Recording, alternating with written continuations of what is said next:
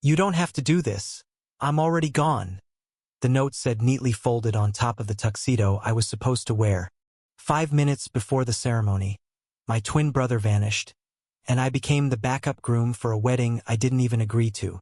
The breeze that slid through the open vineyard chapel did little to cool the wildfire unraveling in my chest. I stood frozen behind the wooden arch, boutonniere trembling on my lapel, while murmurs spread through the crowd like wildfire. Somewhere down the aisle, Jackson, my brother's fiancé, was waiting in blissful ignorance. A man seconds from heartbreak, and I was seconds from destroying him. The thing is, Elijah and I weren't just twins. We were mirrors of each other, yes, but mirrors reflect differences too. He was the charming one, the golden boy of the Valentine family. I was the ghost brother, the one who preferred sketchbooks over speeches, who moved to Chicago just to be forgotten. But today, no one could forget me. Ezra.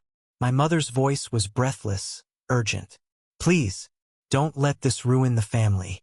Just walk down the aisle. We'll explain later. Explain what, exactly? I said quietly. That I was a decoy all along? She blinked. I looked past her and saw Jackson standing there in his tailored navy suit, tie crooked, adjusting his cufflinks with the calm of someone who thought everything was under control. He didn't know. And God help me, I wasn't sure how to tell him. But fate apparently had its own sense of humor. Because when I stepped forward not out of duty, but dazed panic, Jackson looked up and our eyes locked and he smiled. And I realized something so horrifying, it nearly knocked me over. He knew. Not only did Jackson know I wasn't Elijah, he wanted me there instead. The wedding happened. Technically. There were awkward chuckles, an impromptu speech from Aunt Ruth about destiny having a funny way of showing itself. And Jackson never looked away from me. Not once. He held my hand with such quiet conviction that I thought, maybe, just maybe, I was the one running away all along. The reception was quieter than expected, more wine than dancing, more stares than smiles.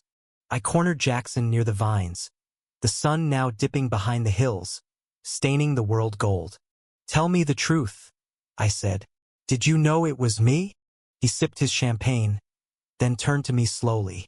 I knew the second you walked down the aisle. Elijah never touches his cufflinks. You do. That's what gave it away? I scoffed. No, he said softly. It's your eyes. Elijah looks through people. You look at them. I felt the vineyard tilt under my feet. So, I said, voice rough, you married the wrong twin. I married the right man, he said. And then silence. Dangerous, electric silence. Of course, things didn't get simpler after that. The next morning, Elijah showed up barefoot, guilty, and still a little drunk. He looked between us like a man witnessing his own ghost. I can't do it, he mumbled. I couldn't go through with it. I gathered, I said. You didn't have to step in, easy. Yes, I did. Jackson stood beside me, arms crossed. You left me at the altar, Elijah. What did you expect would happen? I expected to not come back and find my twin married to my fiancé. Elijah snapped. You ran, I said, and I stayed. That says everything. A beat of silence. Then Elijah laughed, bitterly. So what now? You two ride off into the Napa sunset and pretend none of this happened. I didn't have an answer, but Jackson did. No pretending, he said. I'm done pretending. I spent 2 years loving the idea of you. But I think I've been falling for him this whole time. Elijah blinked. So did I. We didn't kiss until 2 weeks later. Not out of hesitation, but because we needed to make sure this wasn't just adrenaline and chaos. We needed to earn it. We started slow. He invited me to stay. I moved into the guest house on his vineyard.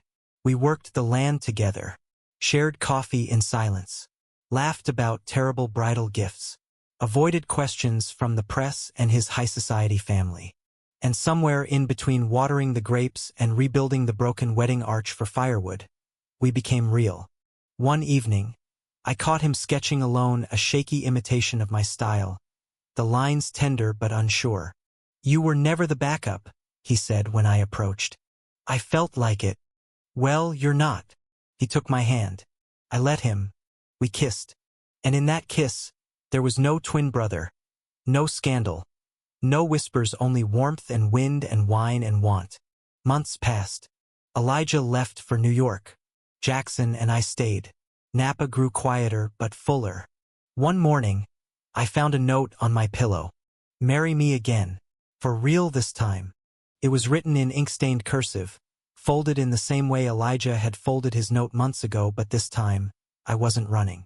I was walking down the aisle with my whole heart. We married under the same arch, rebuilt now with new wood and old vines. Fewer guests. No drama. Just us. My mother cried.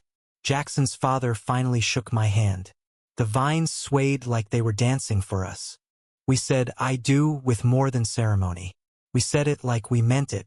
Because we did. Because sometimes, love doesn't knock first. It just storms in when everything else falls apart. And sometimes, the person you were never supposed to end up with turns out to be the only one who sees you clearly. Even when you're wearing someone else's tuxedo. Even when you were never supposed to be the groom. But fate and love had other plans. Thank you for listening. Don't forget to like and subscribe to stay updated with the latest videos.